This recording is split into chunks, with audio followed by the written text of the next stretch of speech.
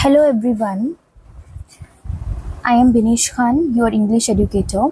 So in today's class, we'll try to understand and try to learn the idioms and phrases. Okay? So firstly, we'll build a concept regarding idioms and phrases. Okay? सबसे पहले हम इस class में concept को समझेंगे idiom का और phrase का. ठीक है?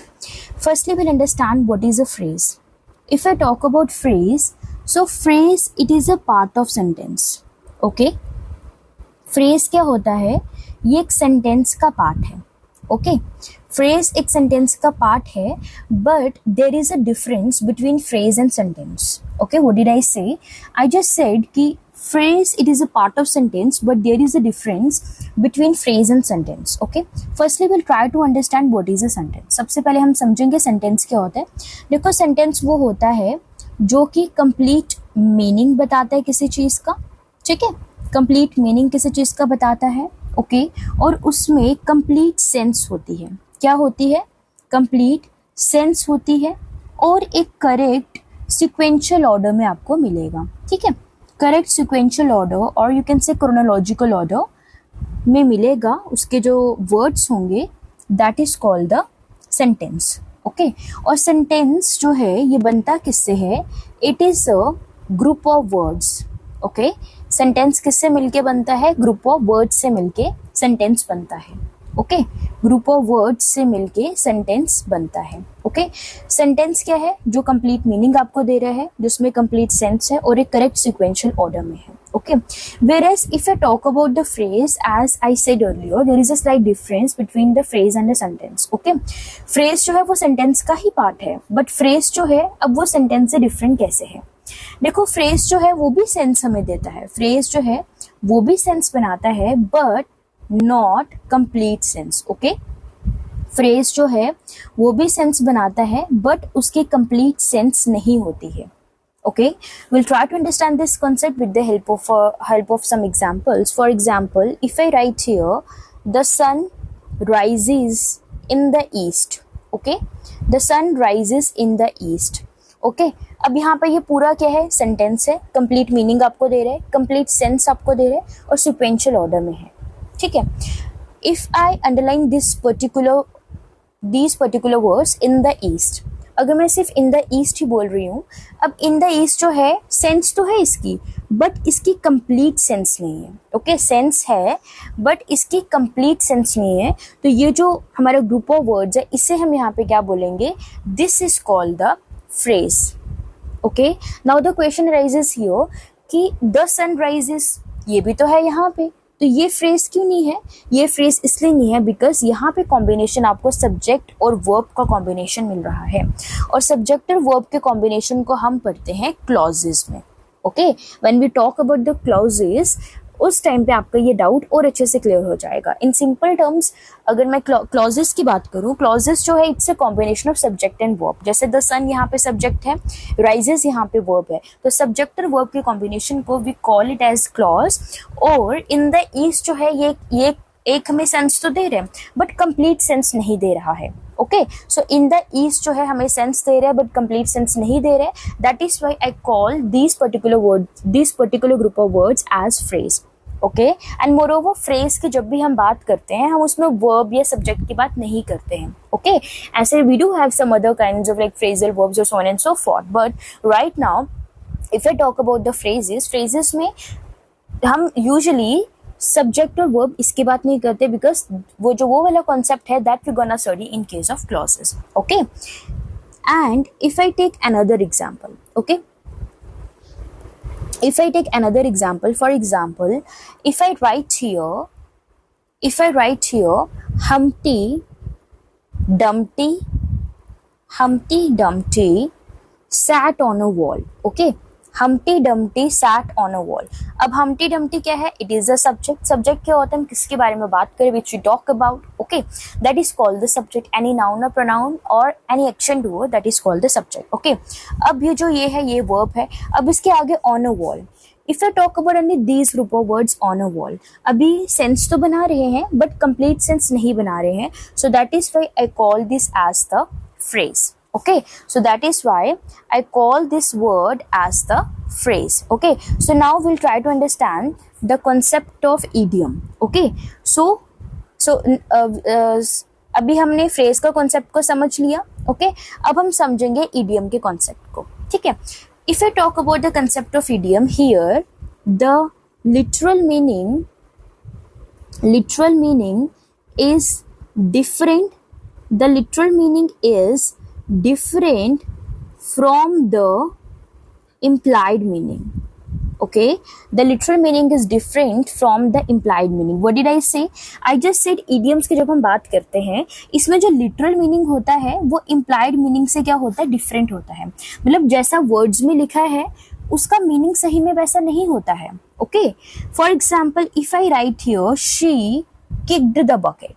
Okay, she kicked the bucket. अब आप सोचेंगे शी किक्ड द बकेट, इसका मीनिंग क्या है? इसका मीनिंग है कि उसने बकेट को किक किया. Okay, so this is the literal meaning. But what is the hidden meaning? What is the implied meaning? Implied meaning यहाँ पे है she died. Okay, she died. Okay, so this is called idiom. Idiom क्या होता है? Idiom होता है जब आपका लिटरल मीनिंग जो है वो आपका डिफरेंट है इम्प्लाइड मीनिंग से. That is called the idiom. Okay, and if you talk about the phrase, it is a part of sentence.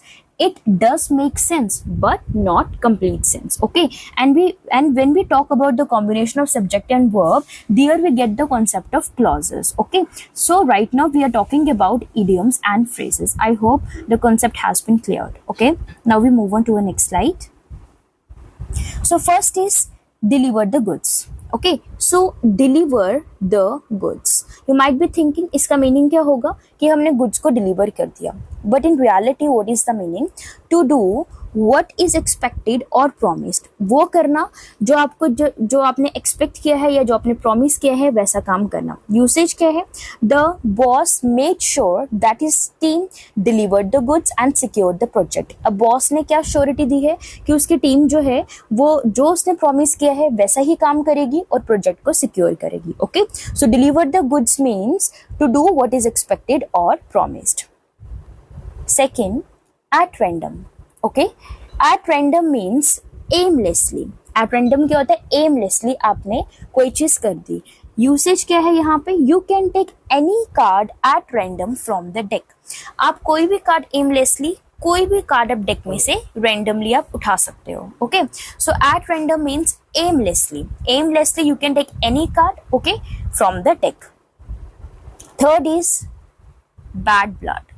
Okay, third is bad blood. अब बैड ब्लड जो है इसका मीनिंग गंदा खून नहीं है. ओके, जब भी बैड ब्लड आएगा आपने इस पिक्चर को आपने यहाँ पे याद रख लेना है. अब यहाँ पे इसका मीनिंग क्या है? इसका मीनिंग है bitter relations. Okay, bad blood means bitter relations. Usage is there is bad blood between Sudha and her mother in law. Both of them couldn't stand with each other. अब बैड ब्लड का meaning है bitter relations है. जैसे यहाँ पे mother in law है, this is mother in law, और यहाँ पे ये क्या है? सुधा है.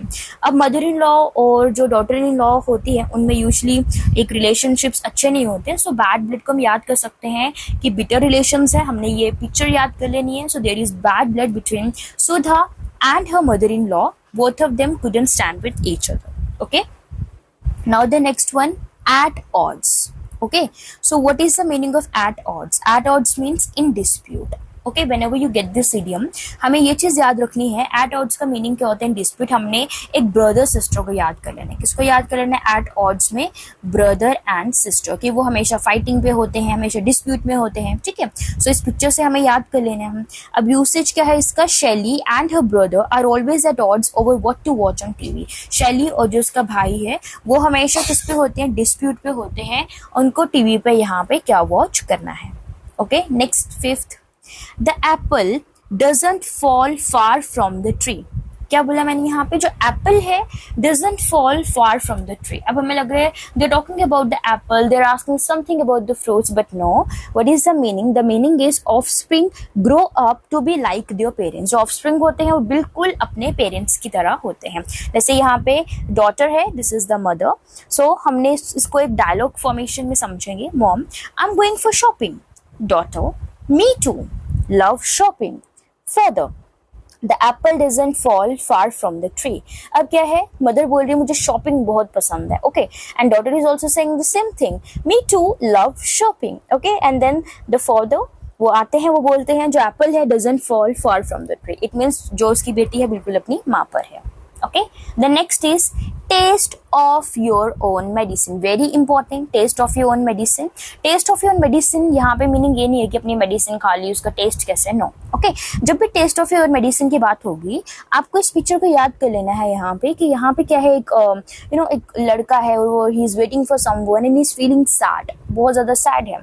अब इसका मीन्स क्या है यहाँ पे, you do something bad to someone that they have done to you to teach you a lesson. अब आपने किसी के साथ गलत किया है, अब वही सेम चीज कोई आपके साथ कर रहा है आपको एक लेसन दिखाने के लिए, that is called taste of your own medicine, it is very important, okay. Usage is he got a taste of his own medicine when she decided to turn a plate. अब उसे जैसा उसने उसके साथ किया था अब उसके साथ भी वैसा हो रहा है, he got the taste of his own medicine जब उसकी फ्रेंड ने डिसाइड किया कि वो लेट आएगी, okay. Now the seventh one, take someone under your wing, take someone under your wing। अब under your wing से हमें पता चलता है कि जैसे बर्ड्स होते हैं वो हमेशा अपने जो उनके बच्चे हैं या कुछ भी हैं, ठीक है, उनकी प्रोटेक्शन के लिए वो हमेशा अपने विंग्स में रखते हैं, अपने ऑफस्प्रिंग को हमेशा विंग्स में रखते हैं, okay. So under your wing means they are somewhere talking about some protection, yes or no, okay, they are somewhere talking about some protection, okay, some protection they are talking about, so under your wing means protection, okay।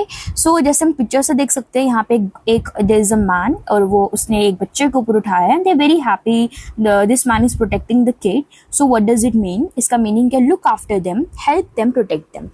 take someone under your wing का मतलब है आप किसी की look after कर रहे हो, किसी की मदद कर रहे हो, किसी को प्रोटेक्शन दे रहे हो, okay।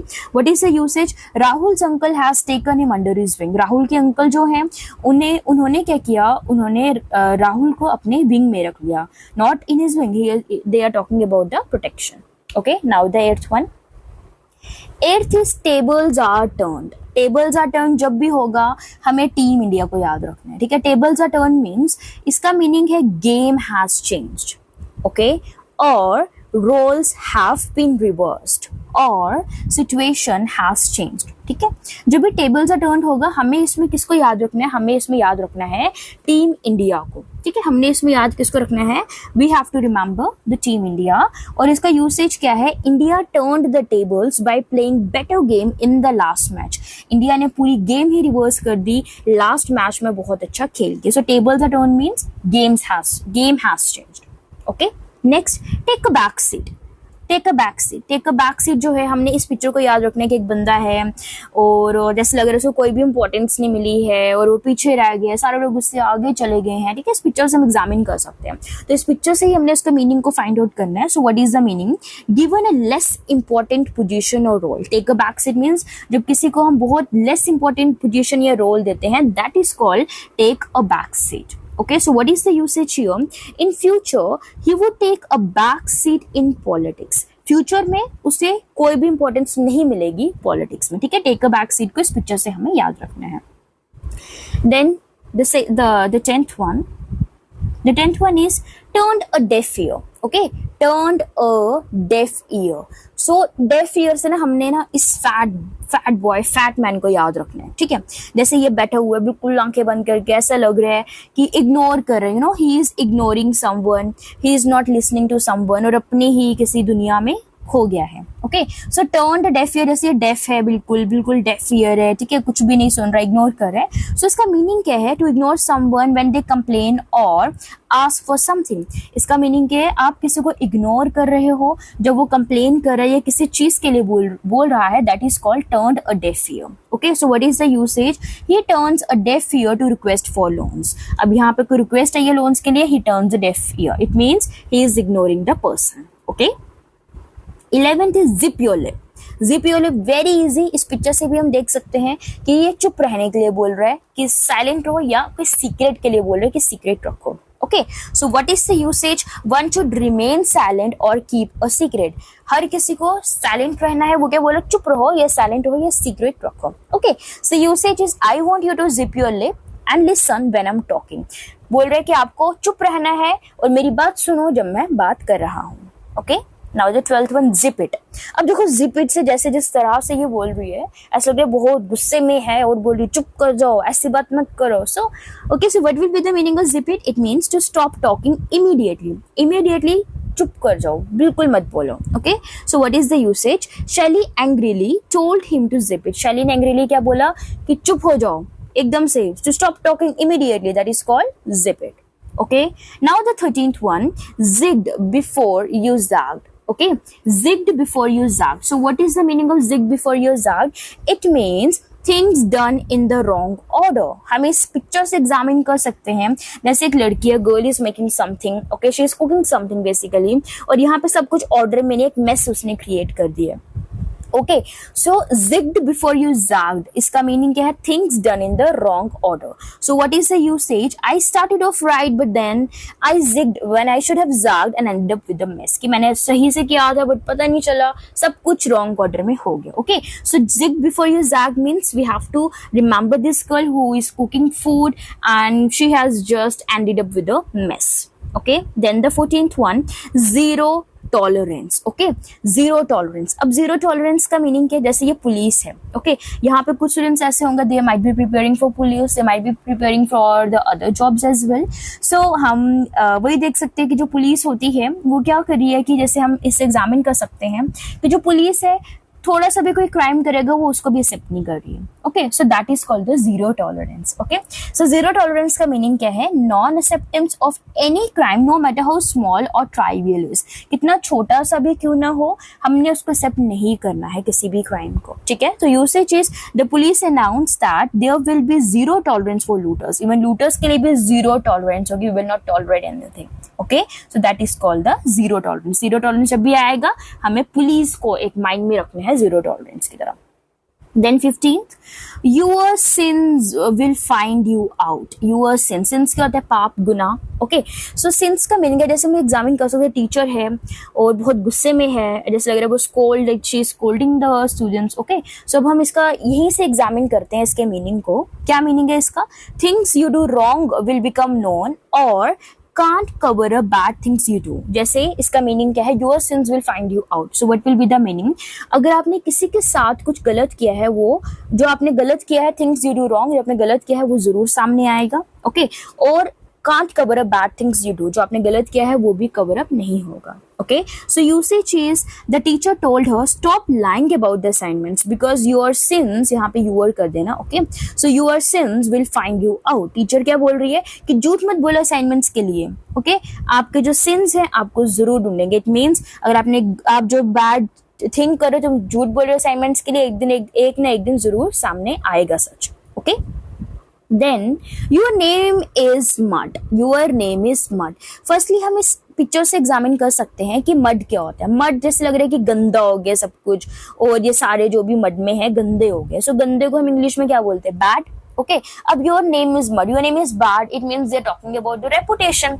So your name is mud means bad reputation. Okay, so what is the usage? If he doesn't join the organization after taking the offer, his name will be mud। अगर उसने organisation को join नहीं किया offer के बाद, उसका जो नाम है बैड रेपुटेशन में आ जाएगा। ठीक है, सो मड से हम याद रखेंगे गंदा हो गया बैड, और your name is bad means they talking about the reputation. So meaning को हम गेस कर सकते हैं bad reputation. Sometimes guess work भी हम कर सकते हैं। ठीक है, okay, next is your call. Okay, so your call means जैसे ये लड़की है बहुत एटीट्यूड में है, और योर कॉल से हम लगा सकते हैं इसका मीनिंग, जैसे वी कैन हम समझ सकते हैं इसका मीनिंग क्या हो सकता है। सो your call means it's your decision. It's your decision, your call means it's your decision.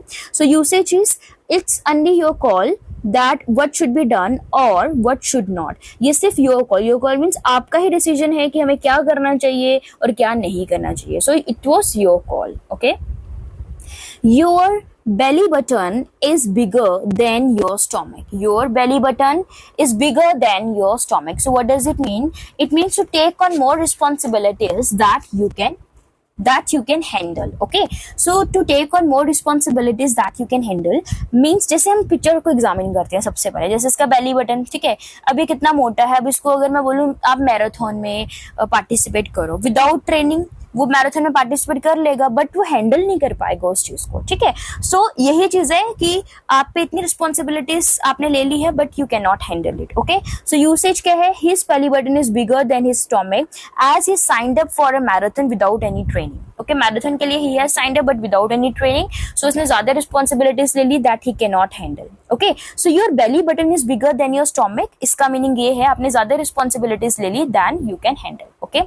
now the next one, young turk, young Turk. So young Turk, जब भी आप कहीं पे वर्ड पढ़ोगे यंग टर्क, देखो यंग, जब भी हम वर्ड यंग पढ़ते हैं ना, young is always related to the revolutionizing ideas, ठीक है। यंग है तो बहुत ज्यादा रेवोल्यूशनाइज्ड होगा, प्रोग्रेसिव होगा, रिबेलियस होगा, रेडिकल होगा, ठीक है, बहुत गुस्से वाला होगा, बहुत आगे आगे जा रहे हैं। सो यंग टर्क जो है, हम इससे गेस वर्क एग्जामिन भी कर सकते हैं इसके मीनिंग को।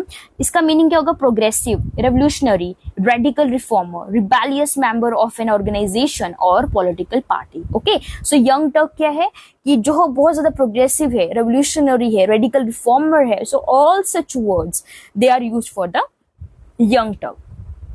If I talk about the usage is Chandrasekhar. Chandrasekhar came to be known as young turk for his conviction and courage in the fight against the vested interest, okay। so Chandrasekhar जो है उन्हें हम young turk बोलते हैं उनकी conviction के लिए, उनके courage के लिए, जिन्होंने fight की थी against the vested interest, okay। so here I am giving you the homework, you have to tell me something about Chandrasekhar, that who was Chandrasekhar, okay, and then what is the meaning of conviction, conviction का meaning क्या होता है और vested interest क्या होता है, okay. So you have to find out who was Chandrasekhar, okay, and then what is the meaning of conviction, and then what do you mean by vested interest, and after finding out you have to write all the things in the comment box, okay। so this will be the homework from my side. Then 20th is you have got rock in your head, okay। so you have got rock in your head, you have got rock in your head means जैसे हम बोलते हैं ना भाई तेरा दिमाग जो है वो उसमें पत्थर है, okay। so दिमाग में पत्थर means कोई सोच नहीं पा रहे, कोई इंटेलिजेंस नहीं है, कोई लॉजिक बात ही नहीं है, ओके। सो इसका मीनिंग क्या होगा, someone who has acted with a lack of intelligence, इस तरह से एक्ट करना जैसे इंटेलिजेंस है ही नहीं, okay. So what is the usage, John is real nut, he has rocks in his head, John is real nut, उसके दिमाग में क्या है वो समझ नहीं पा रहा, he has got rocks in his head, okay.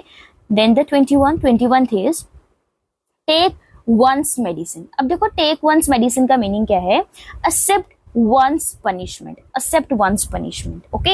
एक हमने आगे पढ़ा था taste of your own medicine, वो अलग है, ये है टेक वंस मेडिसिन। सो ध्यान से हमने देखना है टेक वंस मेडिसिन क्या होता है। Take one's medicine means accept one's punishment. जैसे यहाँ पे कोई बैठा है, ऐसे लग रहा है को बहुत ज्यादा परेशान है, that he is calling someone, he is reading the paper, okay. So हम यूसेज देखते हैं, if you loses the case, he should just take his medicine and stop complaining. अगर वो केस हार जाता है तो उसे मेडिसिन लेनी पड़ेगी और कंप्लेन नहीं करना पड़ेगा। इट मीन्स उससे अपने पनिशमेंट को एक्सेप्ट करना पड़ेगा और उसे यहाँ पे अपनी कंप्लेन जो है नहीं करनी पड़ेगी, okay. Now 22 is you are a toast. You are a toast means to be in deep trouble. जैसे हम देख सकते हैं यहाँ पे एक देयर इज अ बॉय बहुत ज्यादा परेशान है, ट्रबल में है। So you are a toast means to be in deep trouble, आप जो हो डीप ट्रबल में हो, ओके। सो इसका यूसेज यहाँ पे क्या है, if you make a mistake in your monthly report again you are a toast. अगर आप मिस्टेक दोबारा से अपनी मंथली रिपोर्ट में करोगे तो आप क्या हो, आप एक टोस्ट हो, मतलब आप एक बहुत ज्यादा परेशानी में हो। Then 23 is to look back, ठीक है, to look back. To look back means जैसे ये यहाँ पे हम पिक्चर से देख सकते हैं, put the past in the past. Past जो है उसे पास्ट में ही रहने दो, okay. So to look back का मीनिंग है टू थिंक अबाउट समवन और समथिंग इन द पास्ट, किसी के बारे में सोचना और किसी चीज के बारे में सोचना पास्ट में, ठीक है। और हमें ऐसा नहीं करना चाहिए, ठीक है। अगर हमारे नहीं हुआ अभी तक सिलेक्शन, कोई बात नहीं, we have to work really hard to get selected, okay, it's okay. सबके साथ ऐसा होता है, डोंट वरी, हमें बस उसके बारे में नहीं सोचना है, हमें सिर्फ कोशिश करनी है to be in the present, okay, always remember this, okay। So now if I talk about the usage is don't waste time looking back on things that have caused you distress। जिस चीज की वजह से आपको distress, आपको sadness है, आपको तकलीफ हो रही है, उस चीज पे सोचना, टाइम वेस्ट मत करो उस चीज के बारे में सोचने, उस चीज के बारे में मत सोचो, उस चीज के बारे में सोचने से अपना टाइम वेस्ट मत करो. Okay, so to look back means to think about someone और something in the past. Then 24th is you reap what you sow. जैसा बीज बोओगे वैसा आप पाओगे. ओके, तो जैसे यहाँ पे ये है, बहुत परेशान है, so इसका मीन्स हम यहाँ से एग्जामिन कर सकते हैं. Face the consequences of your actions. Consequences means आप जैसा आपने किया है उसके कंसिक्वेंसेस के इफेक्ट्स को आपको फेस करना पड़ेगा. Okay, usage he may have suffered but I believe he reaped what, यहाँ पे ही कर देना, ठीक है, make the correction. I believe he reaped what he sowed. कहते हैं उसने सफर किया है, ही मे हैव सफर करेगा, क्योंकि मुझे जब उसने सफर किया है मुझे ऐसा लगता है उसने जैसा उसने किया था उसके साथ वैसा ही हुआ है. सो face the consequences of his actions. Okay, to hold, keep one's card close to one's chest. Okay, to hold keeps one's card close to one's chest. हमने ना इस कार्ड को देखना है. जैसे हम देख सकते हैं यहाँ पे लग रहा है कोई सिक्रेटिव बंदा है, कोई डिटेक्टिव है और कोई एजेंट टाइप है ना. इस कार्ड से हम देख सकते हैं. इस कार्ड पे अपने ऐसे याद रखना है. तो आपने देखना वो कार्ड किसी ने अपनी चेस्ट के पास रखा है, तो वो चीज आपने याद रखनी है. इट मीन्स वो कार्ड क्या है, उस पर क्या बना है, एक एजेंट बना है. और एजेंट यूजुअली जो काम करते हैं वो सिक्रेटिव होते हैं. ठीक है, to hold keep one's card close to one's chest, इसका मीनिंग यहाँ पे क्या है, बी सिक्रेटिव. सिक्रेटिव आपको यहाँ पे रहना है. यूसेज क्या है, you never quite know what Ramesh is going to do next, he keeps his card very close to his chest. जैसे इसने यहाँ पे क्या बोला कि आपको कभी नहीं पता चलेगा कि रमेश क्या करेगा नेक्स्ट, वो हमेशा अपने कार्ड्स अपनी चेस्ट के पास रखता है. इसके मीनिंग क्या है, Ramesh is very secretive, he never tells anybody about his next move. Okay, so that is called to hold or keep one's card close to one's chest. Okay, now the next one, 26th is you could have knocked me down with a feather. You could have knocked me down with a feather. हमने इस लड़की को याद रखना है. ठीक है, pink colour की ड्रेस है और बहुत ज्यादा ऐसे सरप्राइज में है, बहुत ज्यादा कोई ऐसी चीज हो गई तो वो सरप्राइज में आ गई है. So you could have knocked me down with a feather. इसका मीनिंग क्या है, एक्सप्रेस ग्रेट सरप्राइज. आप ग्रेट सरप्राइज को एक्सप्रेस कर रहे हो, that is called you could have knocked me down with a feather.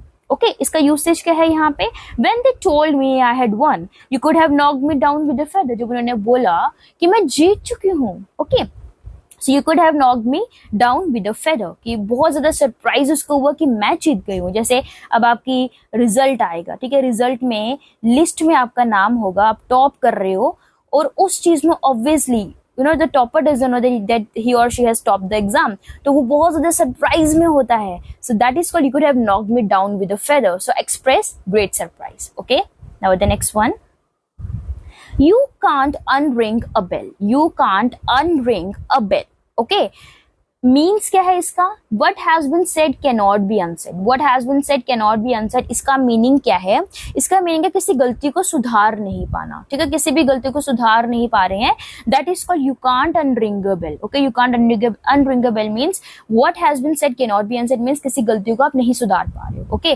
usage is if we could unring the bell, this world would be a better place to live in. It means अगर हम अपनी गलती को सुधार पाता हर कोई, तो ये जो वर्ल्ड है एक बेटर प्लेस बन जाती to live in. Okay, so you can't unring a bell means what has been said cannot be unsaid. इसका मीनिंग है किसी गलती को नहीं सुधार पाना.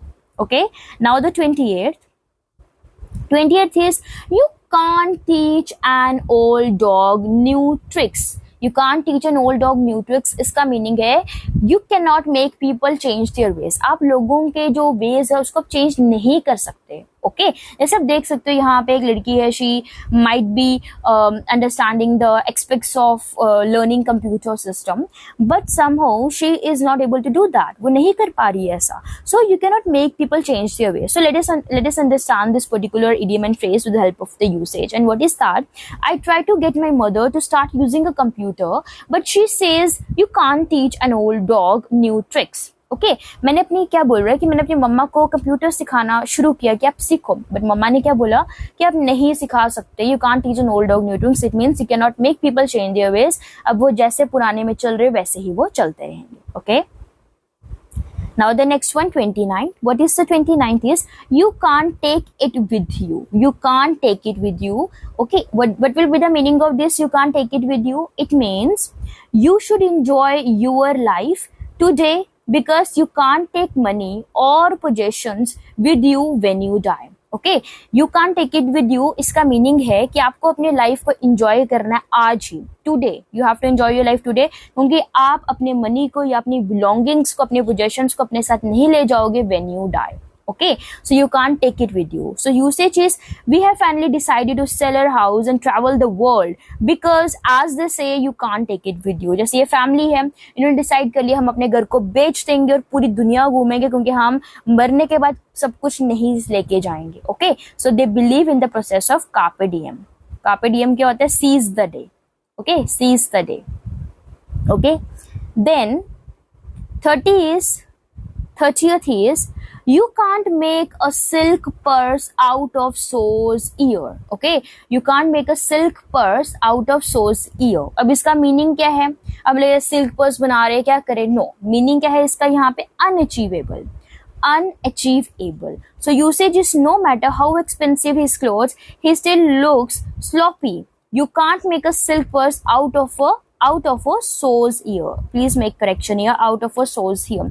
यहाँ पे क्या बोल रहे हैं कि वो जितने मर्जी एक्सपेंसिव क्लोथ्स पहने वो फिर भी क्या लगेगा? अनअचीवेबल, मतलब फिर भी वो अजीब सा, वियर्ड लगेगा, स्लॉपी लगेगा, फिर भी वो क्या लगेगा? अजीब सा लगेगा. Okay, so you can't make a silk purse out of a shows year, इसका मीनिंग क्या होता है? अनअचीवेबल. अब जितना मर्जी होता है ना, जितना मर्जी किसी को तैयार कर लो वो तो वैसी रहेगा ना, कोई चेंजेस उसमें नहीं आएंगे. So that is called unachievable. So no matter जितने महंगे उसके क्लॉथ्स हो, वो उतना अनअचीवेबल, मतलब उस पे कपड़े जो है इतने अच्छे नहीं लगेंगे. Okay, so here we end the lecture.